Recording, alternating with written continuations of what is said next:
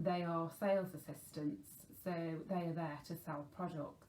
Regardless of or whether or not they achieve results, there's no ongoing relationship between you and that sales assistant. So she's not going to particularly care if in a couple of weeks' time your skin's slightly red, or it's become oversensitive, or you've started to break out. She's not going to be on hand to answer any questions that you might have once you start using these new products. So there is no ongoing relationship there. Hi Unique, hope you're okay, lovely. So this is most definitely not a prescriptive approach. The whole thing with having a prescriptive skincare routine is that ongoing relationship between you and your skin specialist to ensure that as your skin is changing due to all these various factors, they can recommend the best course of action to treat your concerns. So what about the products themselves that you can buy off the shelf? Many over-the-counter products do contain some fabulous ingredients. You know, you might have hyaluronic acid in there, certain peptides or retinol. But how are these ingredients going to be delivered into the skin in order to do their job? There is no delivery system with over-the-counter solutions, so they're simply going to sit on the surface of the skin. And if you think about trying to get a tennis ball through a sieve, then that is what's going to happen with these ingredients. Because of the molecular weight and the fact that there's no delivery system, they're not going to go anywhere. So just thinking about retinol as well, we have to be really careful with certain ingredients. And someone told me the other day that you can actually order pure retinol in different percentages online and apply it to your skin, which, you know, I was just so shocked at that, because retinol is an extremely unstable molecule, and it's just a big no-no. If it's not used correctly, it can have serious impact on the skin, causing burning, in fact, you know, something that drastic, and irritation. And although retinol is present in several of the new products, it's encapsulated.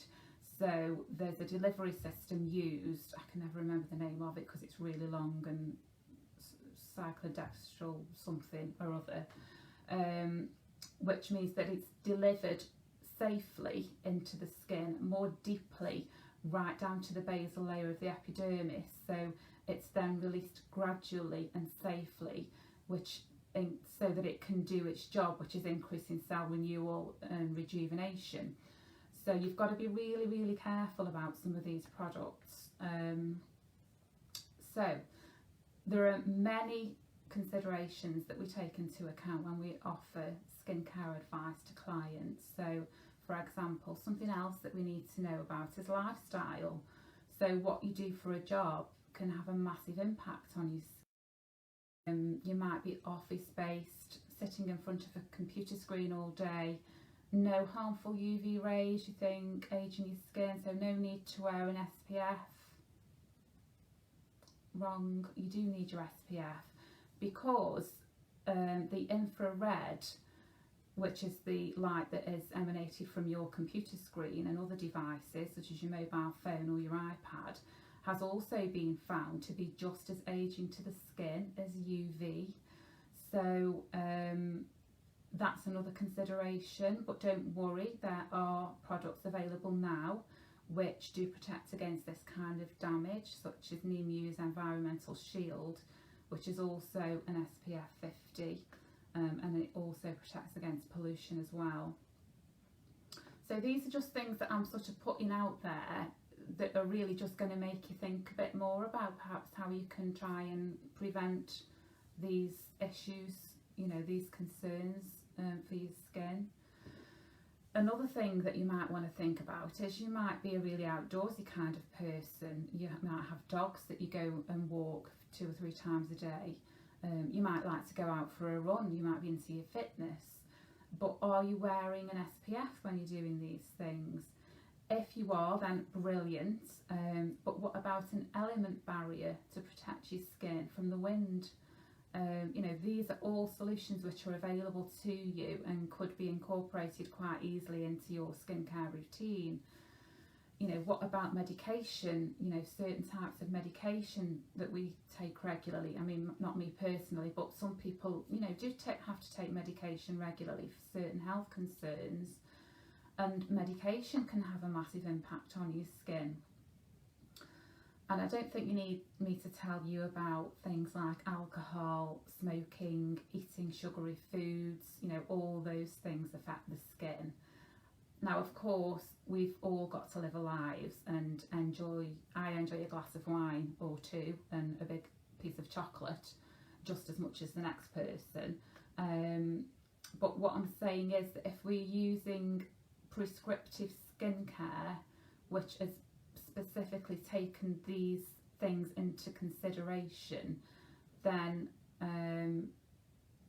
that will help, rather than having a 2-minute conversation with a sales assistant who's just said, is your skin dry or oily, or you know, whatever they've said. So is there any questions so far? Chat lips, yeah, we've talked about that. So yeah, if you've got any questions, just pop them in the comments and I'll answer them as we go. Hopefully you've not fallen asleep on me. So going back to the beginning and what I initially said I wanted to talk about, which was the difference between off-the-shelf and prescriptive skincare, which is prescriptive skincare is also known as Derma cosmeceutical. So Derma as in dermal improvement, Cosma as in cosmetics, and ceutical as like benefits.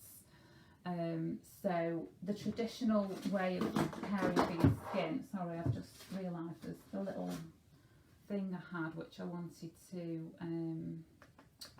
a little diagram which shows you the differences, but I haven't got it with me. So what I'll do is I'll take a picture of the diagram and I'll put it in the comments, and it basically just goes through the differences with traditional skincare versus Derma cosmeceutical. So things like with your cleansers and your traditional kinds of skincare, it strips the pH. They're usually alkaline, which is working against what your skin naturally wants to do, because your acid, it's acid mantle. So alkaline and acid don't mix. So you know, many of the cleansers contain SLS, sodium lauryl sulfate, skin, and stops the skin being able to hydrate itself. So what you find is that it's, when you've cleansed a type of cleanser, your skin probably feels really tight and dry. So what do? You then slap loads of rich moisturiser on to try and combat that. But then what that's doing is it stops your skin from being able to rehydrate itself. It's getting into a negative cycle. So that's the main difference between traditional and Derma cosmeceutical. So for example, the Nemu cleanser, it doesn't contain sodium lauryl sulfate, it doesn't contain soap, anything like that. It contains ingredients which are going to make your skin just feel clean and fresh and plump when you've cleansed with it, not tight and dry like other cleansers. Hopefully nobody who's watching is still using soap on the face. Please stop if you are.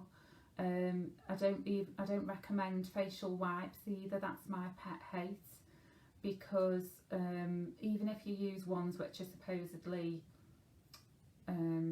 like something like simple facial wipes, there's still, what you're doing is you the way that you use them, you're kind of pushing the bacteria back into your skin. So it might get your makeup off, but it's actually not removing the bacteria, it's pushing it into your pores. So I'm a big no-no for facial wipes. It makes me really concerned when I watch the odd episode of Love Island. I do say the odd episode, but I am actually addicted. And you see all the girls in their room getting ready at night, or in the morning after they've had a night out, and they're all using these wipes to get the makeup off, and I just think, oh, don't do it. They'll be old before the time and all wrinkly. Anyway, so hopefully I'm going to start winding up now, because I know you've all got things you want to be doing and getting into the sun and enjoying the rest of your weekend. So hopefully it's been useful, just a little taster of the difference between going and buying something from Superdrug or Boots or wherever and getting a proper prescriptive skincare pack. I'm happy to do more sessions like this. You know, if anybody's got any specific concerns, then they can just message me or pop some comments in, and I'll try and answer your questions. I am offering virtual online skin consultations at the moment, and they are prescriptive. So how that works is you let me know you want a consultation. It's free as well, it's a free service. I email over a to you. You just simply answer all the questions as thoroughly as you can, and then we book a video call. We talk through your consultation form, we talk through your concerns and what your skin goals are, what you want to achieve, and then I will put together a plan of how you can achieve that. So that the consultation itself takes about 20 minutes. I'm just trying to think if there's anything else. Oh yeah, I'll just mention I have started running a self-care skincare workshop. My first one is taking place tomorrow. It's sold out, it's fully booked. I'll mention it to you because I am going to be running another one in 2 weeks' time. I've not actually announced it on the page yet, so you are the first to know. So not next Sunday, but the Sunday after at 4 o'clock. It's an opportunity to take some time out for you by giving yourself at home a results-driven facial. It's an interactive session with me guiding you through each step. All the products you need are provided. I deliver them, contactless delivery, prior to the session, and it's basically an interactive facial. Your skin will feel fantastic afterwards. And the cost for those is £20 a ticket. You can't buy them yet because I haven't put the event on and put the link up, so have a look out for that if you want me to if you want to join me at one of the self-care skincare workshops. So hopefully that's been informative. Again, if there's anything that anybody particularly wants advice on that might appeal to other people, you know, I've put videos up about how to maintain your eyebrows while we're in lockdown. You know, somebody was asking me for some advice on how to get the nails into shape. There's lots of things I can do, and I just don't really know what people want. So if any of you have got any particular requests, then just pop them in the comments and I'll get to them and try and put a little video together for you. So hopefully you're all doing okay and keeping fit and well and safe, and hopefully it won't be too long before we are back doing what we love to do. Missing you all, and I hope to see you soon. Enjoy the rest of your weekend. Bye bye. Love you. Bye.